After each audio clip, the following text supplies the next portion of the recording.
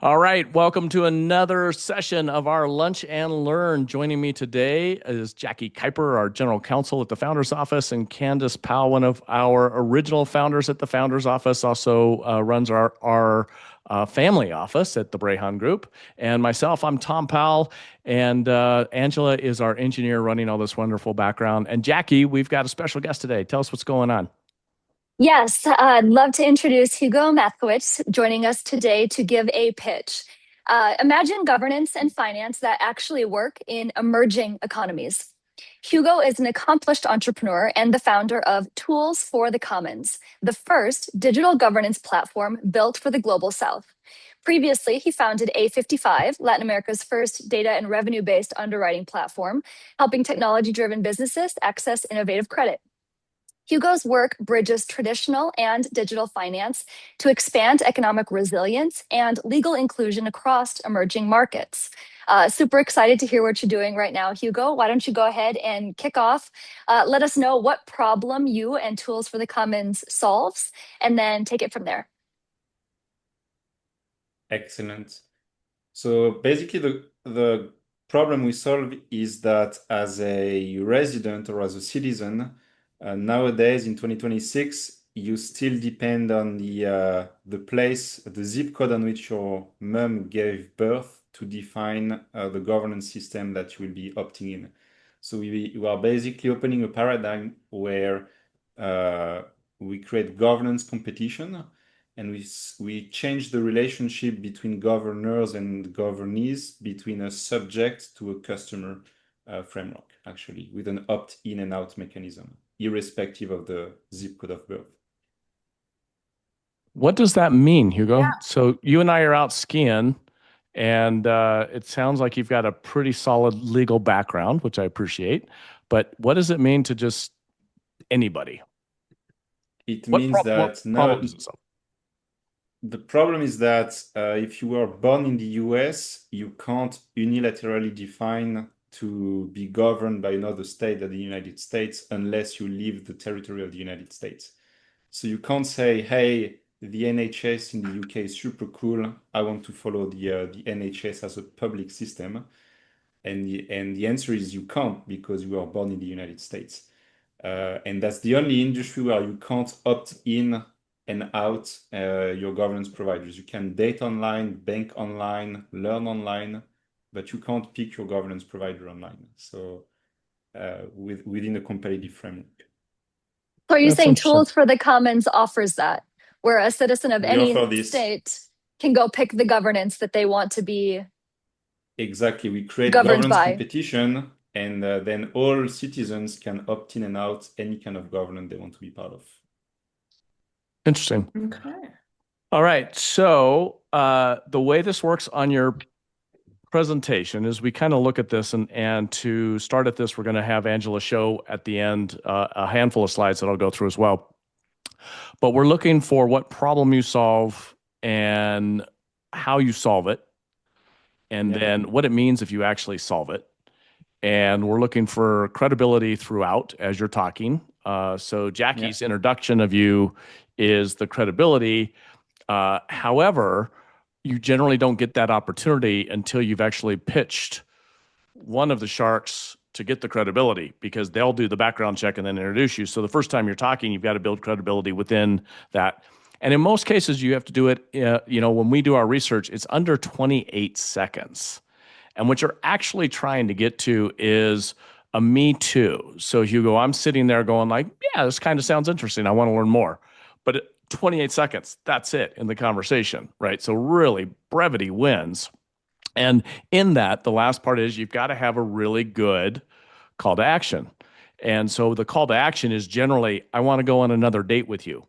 You don't want to sit there and talk through it. You want to be busy, go away. Hey, we're in the middle of a capital raise. We've got our next $2 million round coming up. This is what we're going to do with it. Love to chat with you more. I've got to go take this run now because my 4-year-old just headed down the hill or whatever it is. Get out of the way. Done. And as Angela's going to be doing, I'm using the ski analogy because we're actually March 1st doing in Tahoe a lift pitch scenario where we're going to have founders and money riding up the chairlifts together and actually practicing these 8-minute pitches while they go. But before they even get on the lift together, they're going to be trying to get that 28-second part of the pitch done. Okay. So you're starting this cold. You haven't seen the rules other than I think you've been on a number of lunch and learns. And Candace put in a good reminder for people out in our audience participating. We have a large group today. Shoot in questions because that's how this actually works at part of it. Won't interrupt you unless you go over time. And that's about it. Yeah, the audience is part of the Shark panel, so we want to see some Comments, questions, what you would ask. Yeah. Yep. So you ready? You want to pop your deck I'm up? ready. Okay. Let's get your deck up there. And yes, Angela, I'm working on my deck. Give me a second.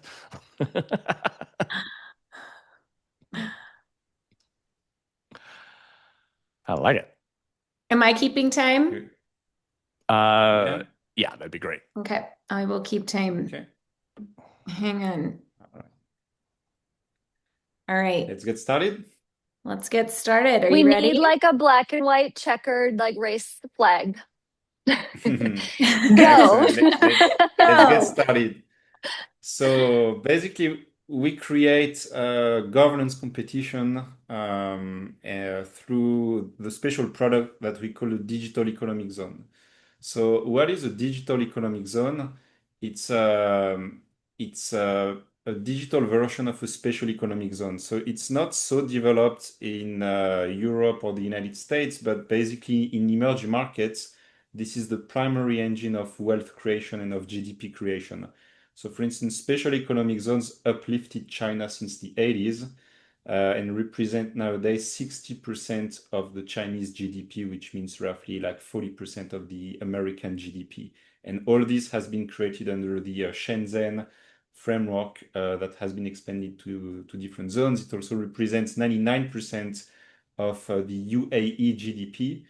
And usually that's the case because that's a way to combine the best tech in the world, the best legal system in the world, and to uplift this quickly. So we are creating this for the digital economy, and this enables those special economic zones to create a digital avatar, a digital space where digital businesses can prosper and where digital citizens can be onboarded to be the new residents in a new board of trade and new capital system and new capital markets and marketplace.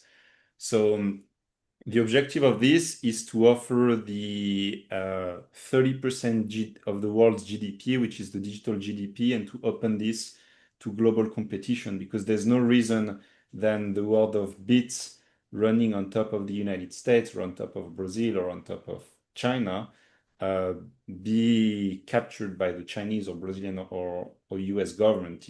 There's a way to make it open competition, and we create this framework through digital economic zones. So the way it works is that we start making agreements with countries. We make typically constitutional amendments. We formalize a parallel state and a parallel system, really like Hong Kong or like Singapore did with Malaysia back in the days. But instead of being a traditional state, it becomes a digital state. And anchor countries, they outsource civil law and sometimes even criminal law to us for typically a period of 100 years, almost as a franchise of Hong Kongs or a franchise, better said, of digital Hong Kongs. So we went to the final of this process with Zanzibar already through a 100-year concession to create the Hong Kong for Africa, or digital Hong Kong for Africa, or Silicon Valley for Africa. We just completed a process as well with Honduras through a strategic partnership with Prospera through a 50-year arrangement. And we are discussing similar projects with Egypt, Sierra Leone, and Kazakhstan to recreate the sort of emerging South Silk Road for digital economies and start interconnecting those zones. So on top of this legal wrapper and legal agreement, we create DAS, the Digital Access Zone. And DAS is an operating system, a software that combines, I would say, the components of Brex, for instance, that just got sold to Capital One, with Carta for corporate management, with Stripe for payments, and with Coinbase for crypto. So we combine, we make an all-in-one operating system to be able to orchestrate on those transactions and manage the day-to-day of a company management.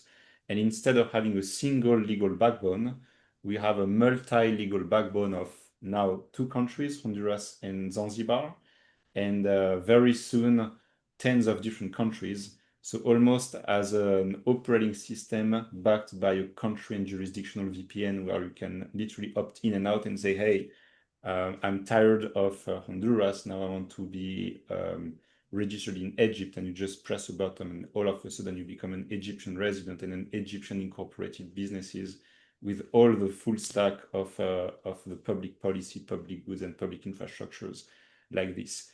And we give this power to users and residents and no more to governments that can trap residents, which is the current paradigm. So on top of this, we plug decentralized cloud. So we understand that compute, storage, and network are key public utilities in the 21st century. It's as important of having a clean road or a safe street. So we offer decentralized cloud. We offer GPU in kind, CPU in kinds in the zones to accelerate those businesses and to give all of those infrastructures that we understand are key to make businesses prosper in the post-digital era. So that's on the infrastructure side. And then on the channel side, we are opening marketing. We are in discussions with X, Stripe, Conduit, TikTok. We made a strategic alliance with Idris Elba as well in Sierra Leone to create an African diaspora zone, and we will be opening these 2 channels very soon for the onboarding of digital residents. Africa has been the elephant in the room so far in terms of anchoring those zones, and Latin America and Asia are following, and we are expecting in the next 2 years to open 15 to 20 different countries. So it's a way to fast track company opening, to give access to global payments, to give access to global residency through this digital jurisdictional VPN. And the way we make money is to charge subscriptions to residents and a take rate on transactions that happen in our digital GDP. We expect to reach roughly 75,000 users by 2030. We believe that it's a pretty reasonable number. That would be 1.3x what Estonia has nowadays in the e-residency program.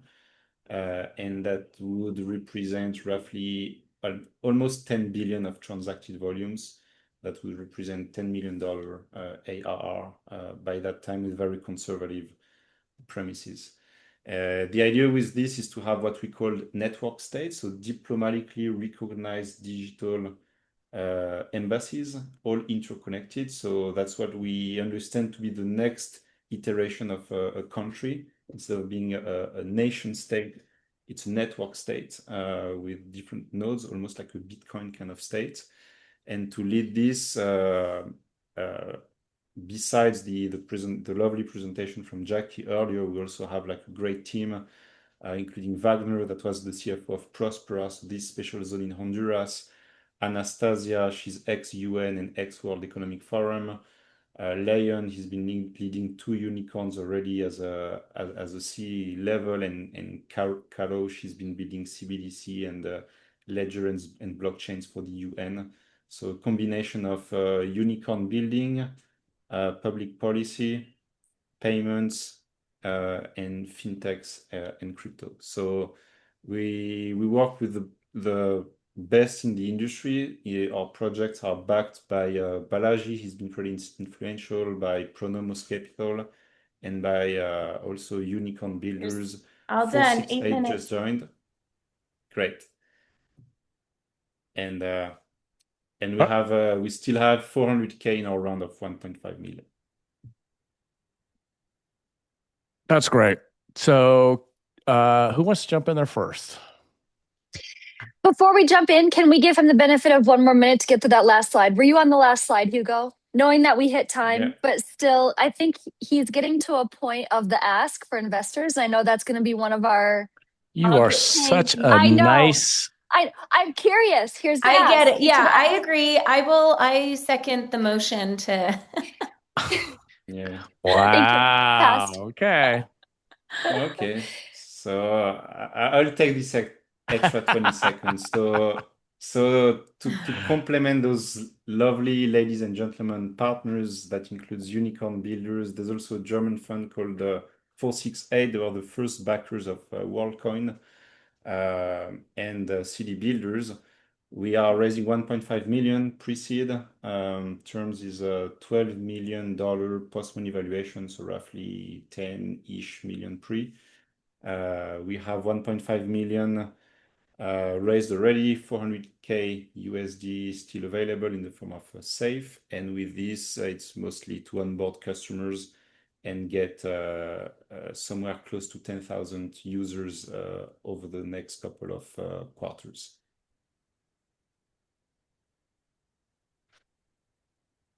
You guys happy? Yes, thank you. Awesome. Make sure if you have questions, we've had a few come in already, put them in the Q&A. Everybody gets to participate. Candace, why don't you jump in? Ask some questions, go through it. Jackie, you're throwing questions into the I Q&A. know, that's for me. That was for Throw me. So jump in there. in. So You're gonna jump throw in there. Okay. Sure. I was thinking through this, asking just some questions of clarification and some follow-up questions as I was listening to the presentation, so I wouldn't forget them.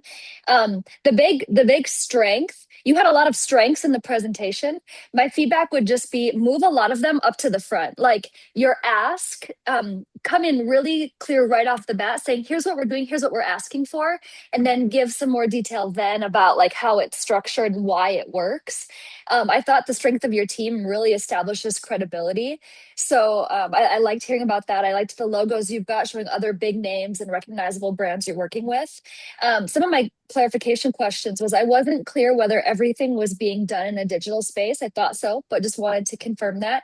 And then your ask at the end was great. But again, I think that should be moved right up to like the front of the presentation and then cover what's in it for the investors. Really clear. We're asking for this. And then in return, here's what we're planning to give the investors, and on what timeline. Those were my initial thoughts. And do you get the powers and rights of the country strictly by like clicking a button? Yeah, Did I correct. So understand it's an that? opt-in Okay. mechanism. So you opt in a new residency, and opting in Okay. this new residency, you sign this parallel charter that's diplomatically recognized as a parallel state through constitutional amendment. Okay. Cool. Go ahead, Candace. So this part of my thing was, know your audience that you're presenting to, because this would be so outside of what is in my investment rules for myself, because I wouldn't have been a good Bitcoin person. I wasn't. Because this is this digital space is not necessarily something I have a lot of expertise in. But you've got other people on this panel that do have a lot more experience in that space. So definitely you're going to be working to get their yes over my yes. So definitely knowing your audience. Your pitch isn't going to be the same. The meat needs to be the same, but even some of the ways that you explain some of this would be different. I, the whole time, was sitting there thinking, has this been legally stress tested? How, like, where are the holes? Where are the risks? That's where my brain went with almost every slide. And so I would probably stop and ask you a lot of those questions. I would want to know where there's gaps in this. And then my last one is, like, who else is seeing this as an opportunity? You definitely like hit on partnerships, but there have to be other avenues that this is being utilized. Correct. So shall I answer all of this now, or it's your You can answer. You can answer them now. Yeah. So, and even answering Jackie's earlier question, so we will also have physical places. Actually, in Zanzibar, we have 70 hectares, 10 minutes drive from the international airport, and we'll be building physical cities as well. Just the land value is worth about $80 million through this concession. and we will be building literally like physical Singapores as well. But the immense majority of the value of the project is not on land, it's on cloud, because we expect in those cities maybe tens of thousands of people to live, but certainly not near close to a city of the size of New York. And we do expect hundreds of thousands, maybe millions residents to become digital residents. So it won't be significantly in terms of the physical proportion of GDP. Then from a legal perspective, it's highly legal, highly political. We work with the best lawyers in the industry in Brazil, mostly for cross-border rails, because we are cooking some zones here.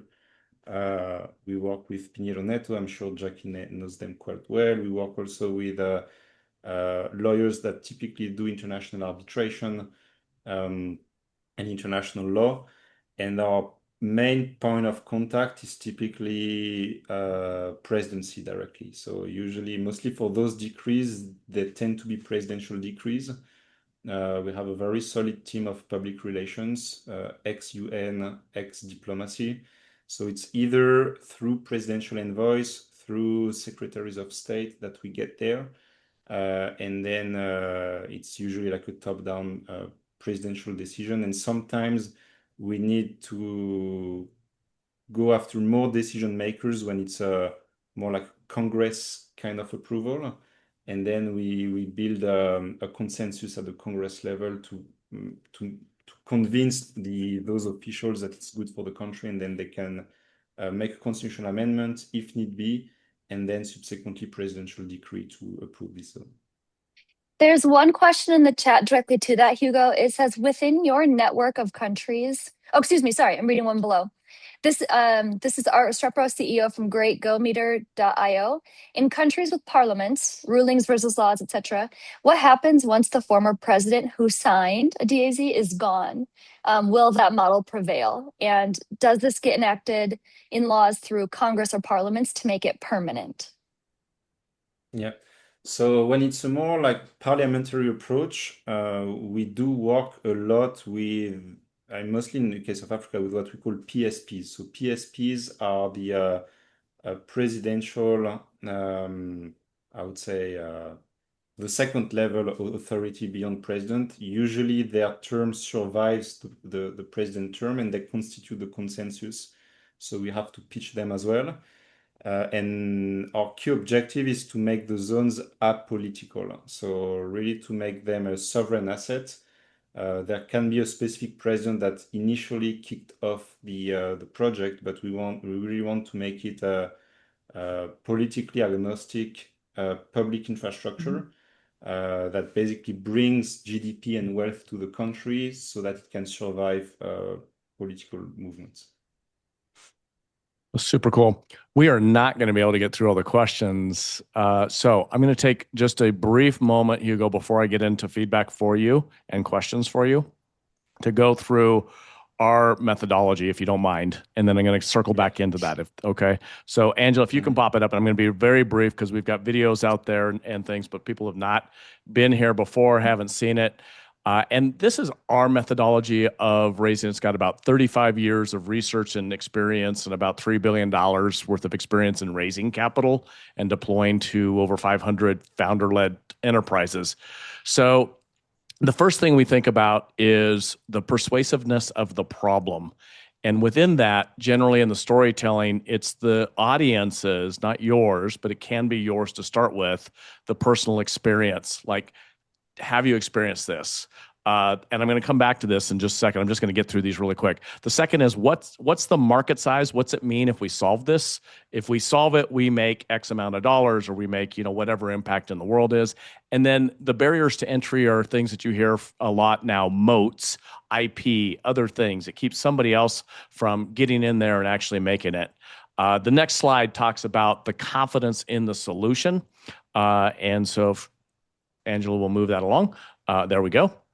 So that starts generally with what we're looking at is the passion of the entrepreneur or the founding team, and the team credibility. The proof of the claim a lot of times is, have you had sale one? The solution and the clarity of what the solution actually is it relatively easy to understand? What kind of risk management have you had in there? Meaning, what's the risks that are seen and even those that are not seen? And then who's also in this space? And if there's no one else in this space, if there's nothing like it, a lot of times that causes investors to go, oh, wait a minute. We don't want to be first in because we know somebody else has got to be working on something similar to it. So I'll come back to these in just a second. The last one is, this is really how generally we frame a really good, simple storytelling. It goes back almost to humanity's beginning of time. We don't start with the hero. If you think about almost any story, a hero in the story is oftentimes kind of a mess up until there's a challenge or a villain that they have to take care of. So where you build credibility is when you talk about solving a problem first, that problem. And you've got a great problem that you can be talking about. The champion is not the person, it's the how. This is where you get into, but very briefly. The change is what happens for the investors when you actually solve this. So in the change, it means if we solve this is a multi-billion-dollar opportunity that gives us a valuation of XYZ. The credibility goes to your team. It goes to who else is solving this, what is out there as far as technology. And I'm going to come back to that. The call to action is what you're looking to do. And the connection is how do you get people to say, me too. So Hugo, here's the specific feedback for you relative to that. If that makes sense, this is the same methodology that we follow. There's lots of other methodologies. I usually equate this in the US to a Betty Crocker cookbook. It's super simple. If you just always follow this recipe, it always works. Or you can be Julia Childs and you can make awesome things out there. And it's a lot more complex. It takes a lot longer to learn. So ours is really basic, really simple. But again, it's raised a lot of money over the years. So the challenge that you solve, let's go back to that. You are solving in a handful of words the interconnectedness of doing transactions across the world. Is that fairly, and people that are basically the billion people that are in the EU and the US don't really understand this, maybe US and Canada and a handful of other countries, don't really understand the complexity of what it was like to build in Brazil, in China, in Argentina, in other markets. And if you're in those markets, you don't have the ability to cross border easily. Is that somewhat the problem you're solving? No, actually, the problem that we are solving is that we make governments compete for citizens. You make governments, and I'm sorry, the last part? Compete for citizens. Compete for citizens. I love it. Yeah. Okay. So So that's let's what go we down to solve that. for. Yeah. And Angela, we can just go back to the full screen. Well, that's back up in there. So you get governments competing for citizens. Yeah. But it's not Correct. just for citizens, because right now you've got a whole immigration problem going across the world. And you had Spain today, I think, say, hey, we're going to let these 100,000, I think it was a number for, we're going to let them become citizens immediately type scenario. So countries are already competing for citizens. You're going to let them do it without actually physically being there. Is that correct? Correct. We make Okay. countries, digitally compete for citizens. Digitally compete for citizens. That's really cool, right? So what problem, that's the solution. What Yeah. problem is that solving for the person? Because the person is stick to its zip code government. So Okay. there's no way you opt in another provider if you're not satisfied with your provider. So imagine you're born in a country that is not very friendly about free enterprise. You could Yeah. pick a number of them, right? And Yeah. what if with a strike of a keystroke, you could choose to be a citizen and they would welcome you to this new country where you can start your own business and you don't need to hop through all the hoops of your government currently. Yeah. Is that that's what we do. is that Yeah, accurate? that's accurate. That I like the way you described it. Okay. So that's first that was the problem, which is I'm a citizen of a country that doesn't let me do something. That's why I would want to move, because I'm not physically moving. Like I live in Lake Tahoe. It's a beautiful area for me, my personality. Somebody else might want to live physically at a beach that's warm and, 32 centigrade, Celsius right now. And I'm at 0 Celsius. So it's perfect for me, but not perfect for everybody else, right? But you're not talking about physically moving there. You're talking about, I'm going to be able to do business as a citizen of that country. And am I going to be able to be taxed as a citizen of that country? Yeah, correct. You'll be taxed as Without a citizen physically of that moving. country without physically moving. Yeah. So that's the problem that you solve, and you want to put it in a scenario that says, me too. So you're talking to people that have recognized, they don't have to have had this, they just recognize it as a problem. So we've got about 1 billion people that live in countries that celebrate free enterprise in certain ways. Some are more difficult than others, but we've got about 7 billion people that live in complexity of what free enterprise really is through their government restrictions. So imagine if you could, with the stroke of a keyboard, change countries and they would welcome you because they want that economic freedom. Yet you didn't have to move borders. I like it as a start, and then we can add the extra blocks of convincing. I like Yeah, it. you're going to get more, but it's not to convince people about the problem. What you're not trying to convince people of the problem. I want to be really clear, Hugo. In our methodology, why you will get there much faster on raising money is you're trying to find the people that have already recognized that that's a problem. So yesterday I'm on the phone with a person, an analyst from the IMF. They recognize that problem. The World Bank recognizes that problem. They see, so people that have been in that space, and I'm not saying they're going to be your ideal investor, but you've got hedge funds, if they've done any international cross-border relationships, they're going to say, oh yeah, this is a challenge. And this last year, 2025, was the first year that the United States markets finished a year where you had more IPOs that were international rather than domestic.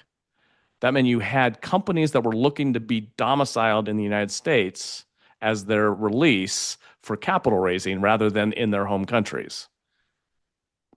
That's pretty crazy, right? And 93% of cross-border capital raises was done in the United States.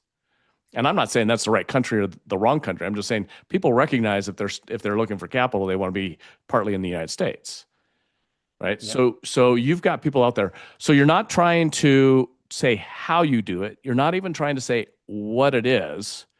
You're trying to get to what the story is, the problem that you solve.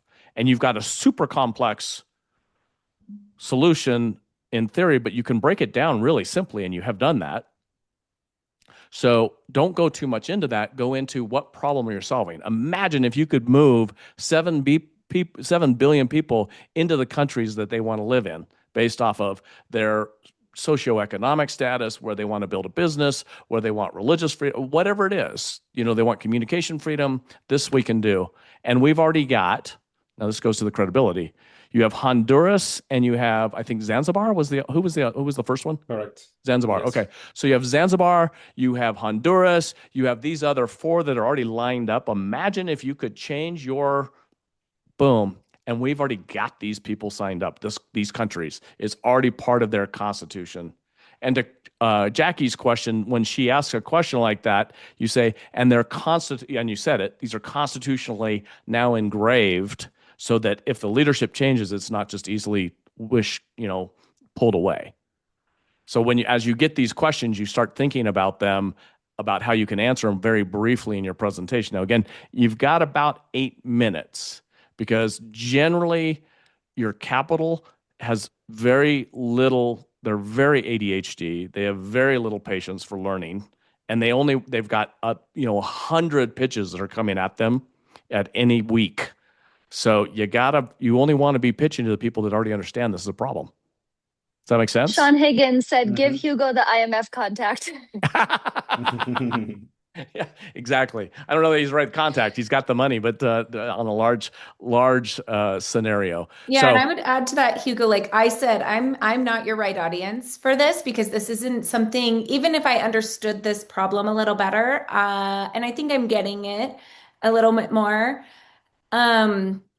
This isn't this doesn't actually fit my portfolio of what I invest in, because I really invest in things that I have a lot of deep experience in, and this isn't a space I have. But Tom was talking about kind of really starting off with that problem. Once you guys started talking and going back and forth, I started to understand what the issue is. I would try to almost story tell the problem a little bit more. I would use a very specific, like use a specific example that someone can understand a little bit more about what the problem is. So we've got a few people in here with questions that I think you could incorporate into the story of, can this be tax advantage for small business to help avoid capital gains tax? How does this work with not just creating a business, but getting a job in that country? You could incorporate some of these pieces into that problem statement that I think would help people understand a little bit more what the problem is that you're solving. I just had a beast run in here. So we've got a new puppy and my wife just brought it over for me to babysit. So just as an FYI, which by the way, in the world of post-COVID, that happens, right? You're making a presentation. All of a sudden the person who's writing the check seems like they're getting interrupted. Believe it or not, they're not necessarily. Sometimes they are, but if they're interested, they're still paying attention. Most people writing the checks, and I'm sure you found this because you've already raised $1.2 million of your $1.5 million. Is that right? Roughly? Correct. Yeah. Yeah. So they probably weren't that hard to pull the checks on those things. It may have been hard to get through the due diligence or whatever period of that, but they made the decision quick. They either made the decision because they already know you and your team and the credibility of the people. It's your money putting into it, whatever it is. That was a quick decision. And then everything else follows along the line of why they shouldn't make that decision. Yeah. Right. So what you're trying to get through with the storytelling is so you don't have a lot of time. Nobody does, right? We've all got a finite number of time. That's why finding the people who are going to say yes instead of trying to convince them that there's a problem.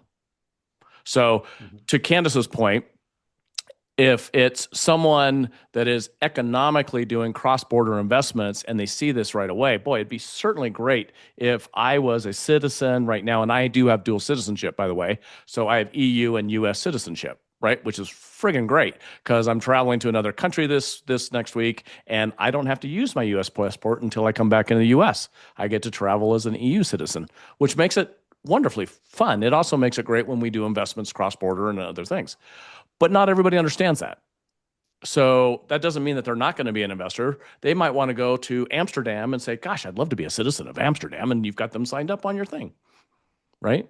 By the way, being a citizen of Zanzibar, I would have paid less money when I went into Zimbabwe than being a citizen of the EU. So that would have been kind of cool to be able to do that. Now, I don't know what it is, but who you're going to be talking to, that's the problem that you solve. Does that make sense? Mm-hmm. Yeah.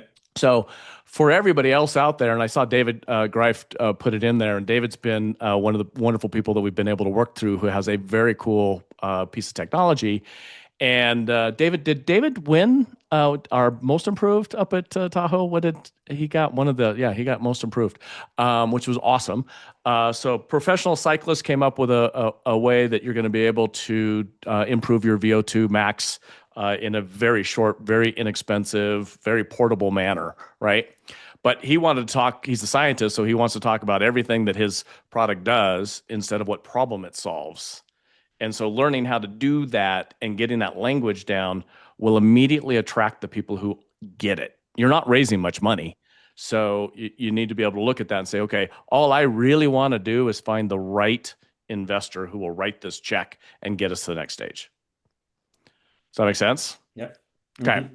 So the solution, really brief. This is how it works. The credibility is these are the two countries we've already got signed up. And, this is why this matters. You can see the World Bank, the IMF, you had just in The Economist this last week just wrote a story about how portability between countries creates huge economic distress. Whatever it is, you find a few other people because it's not you saying it.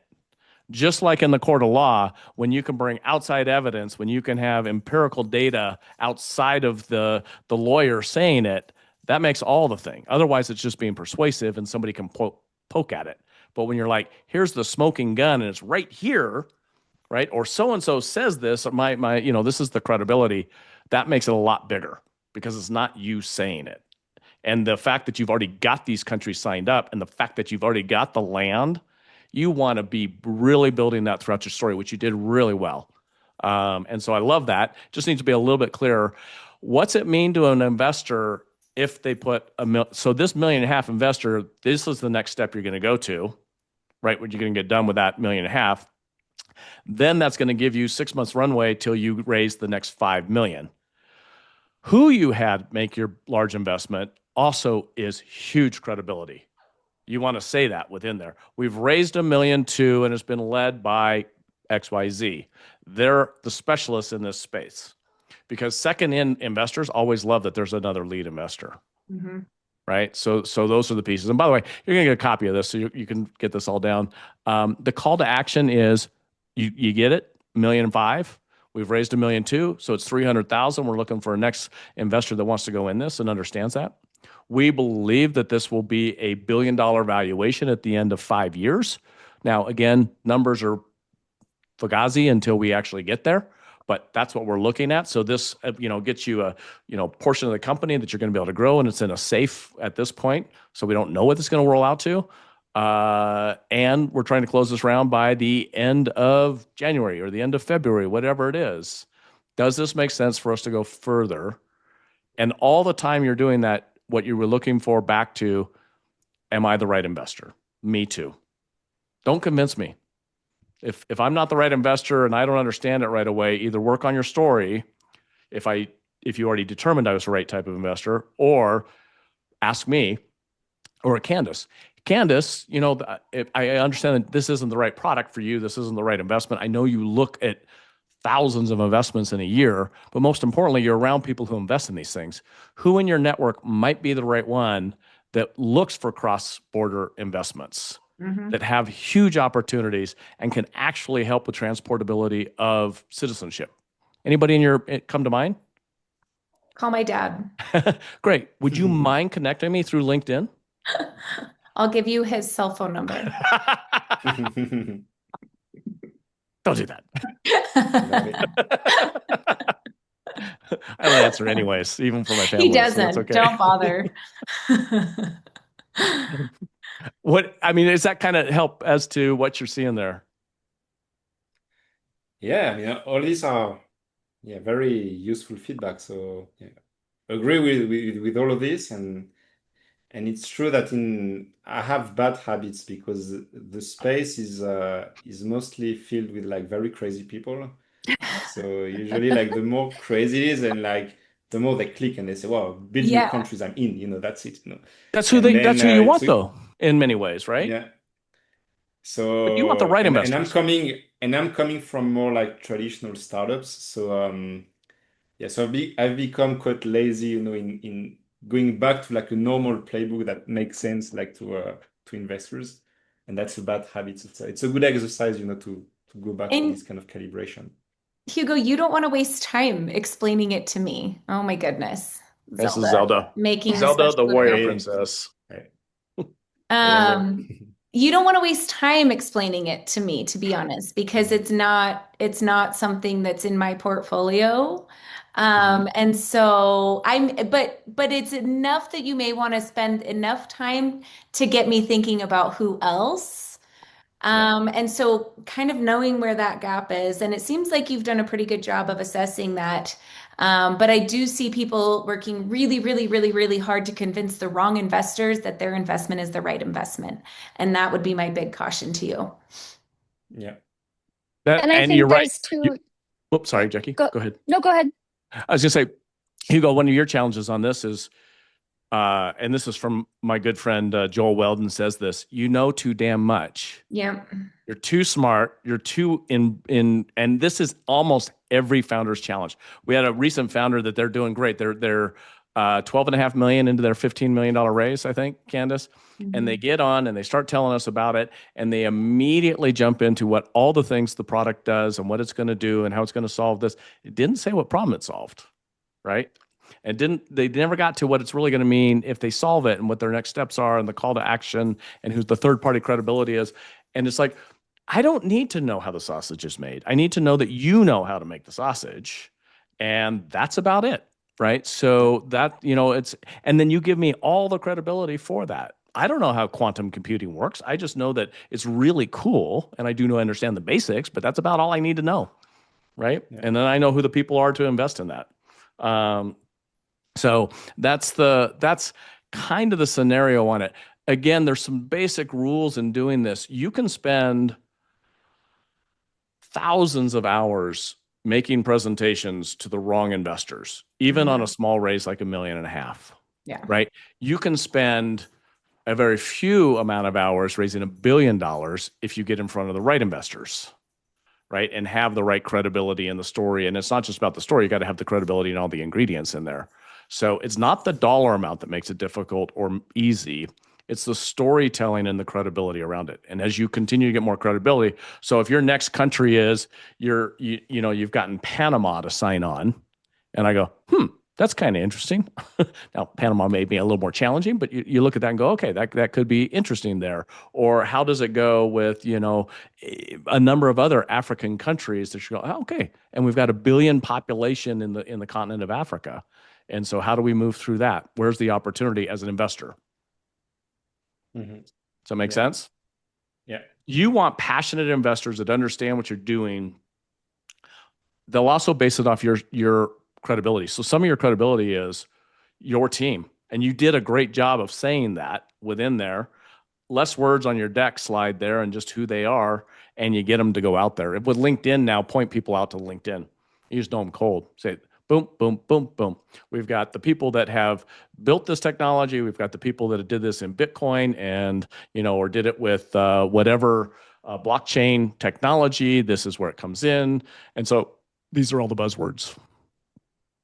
And I think we're at about time, but if you can give us the info, Hugo, where people can find you or can find more information, we would love to share that out, whether there's a link or a QR code right now or something else that we can direct people to you. Angela has it.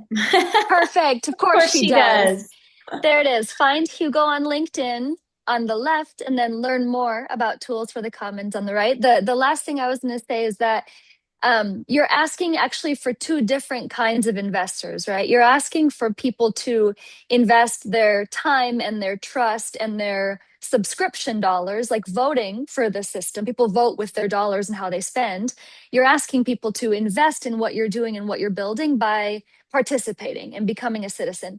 And then you're asking for actually like company investors to kind of strike those bigger checks and help you apply proceeds to like build this, right? So if you've got other questions for Hugo, or if you think you might have a great connection or someone that would be interested in learning more, please connect. Please take the time to find out a little more about tools for the commons. And thank you for coming in and doing your pitch today, Hugo. It's super interesting. I'm with Candace, where it takes me a little more time to hear it and kind of ask these clarifying questions. Yeah. Tom is a unique brain that has international law, international tax, and private capital. And I can see Tom is like he got it right away. Yeah, right off the bat. Tom's like still connecting. Clicked in. I'm still connecting some dots. You got it. Yeah, thank you. And thank you to everybody who put questions. And I know we didn't get to there's so many questions, which was great. And Hugo, that's a great sign too for you that you created an opportunity for people to ask more questions. Those are the most questions I think we've had. It's amazing. We can't even get close to getting them. Not even close. That's great because nothing says you bombed more than crickets. So great job getting most questions. I was talking to somebody earlier today about that with my doctoral thesis. I'm like, I don't think anybody read it other than my chair and my second reader and me. That's about it. Because I know you didn't read it. So I read some. You do like getting questions, but that goes back to again the very basics of storytelling. And Hugo, I want to tell you, you did a great job. Thank you very much. We would probably not be the right investor, but the cool thing is, oftentimes it's not the right investor. Mm-hmm. What you're going for is who is the right investor. And with our capital alignment method, it really is critical because if you get the wrong investors, you'll spend most of your time dealing with investors, and you've done other startups. So you spend most of your time dealing with investors instead of actually solving the problem.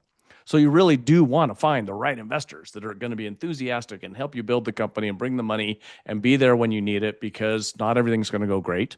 But it looks like you've got a big opportunity here, and it looks very, very cool.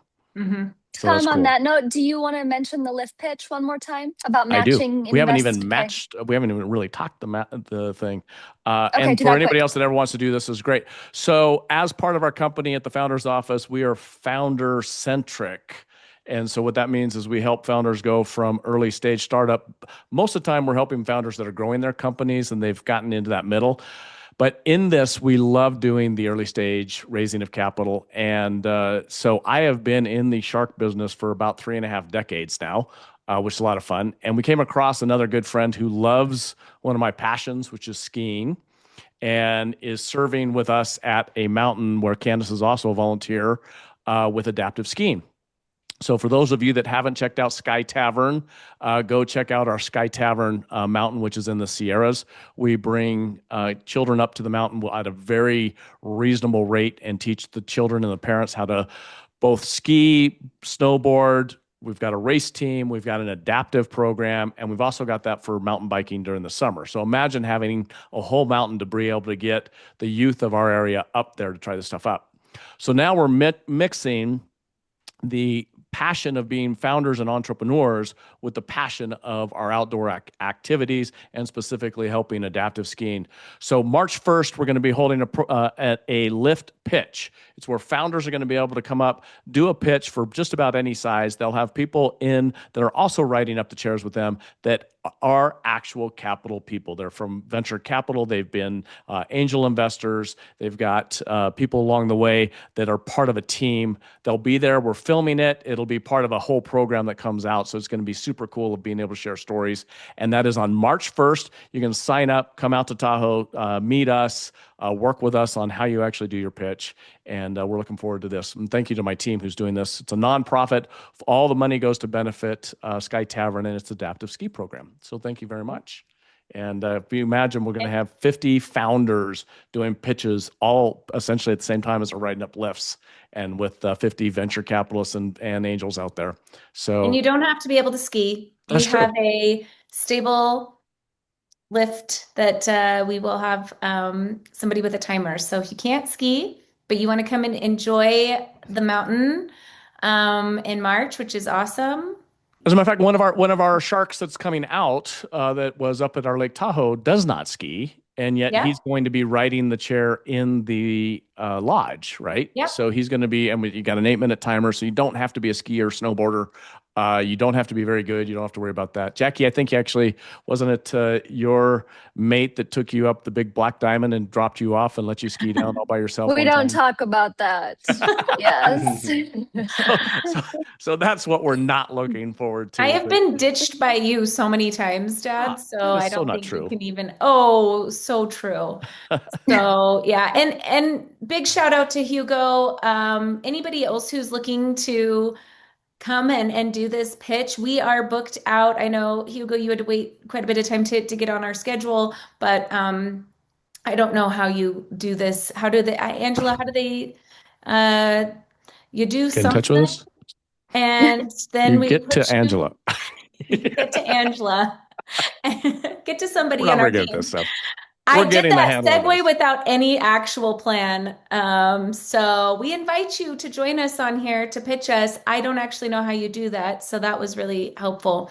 But yeah, go ahead and contact us. Awesome. Hugo, thank you. Thanks for all of our audience for joining us. This is a lot of fun, and at least we're having fun, and we're glad you guys have come along and enjoy it with us. And I do stand in all the changes and everything that's going out in the world. Hugo, I salute you from a standpoint of this is super important, and free enterprise saves the world, in my opinion. It's what makes it different as you go cross borders and all the areas. So as we can have cross border people looking at how do you do business and how do you live the lives that you want to do and where do you want to live, that's a phenomenal opportunity. So thank you for bringing and sharing that with us.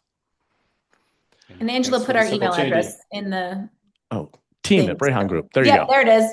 Good. Not my phone number. Thank you for doing it. Thanks, everyone. We'll see you next week. Take care. Thank you. I'll be coming to you from Whistler. Woohoo!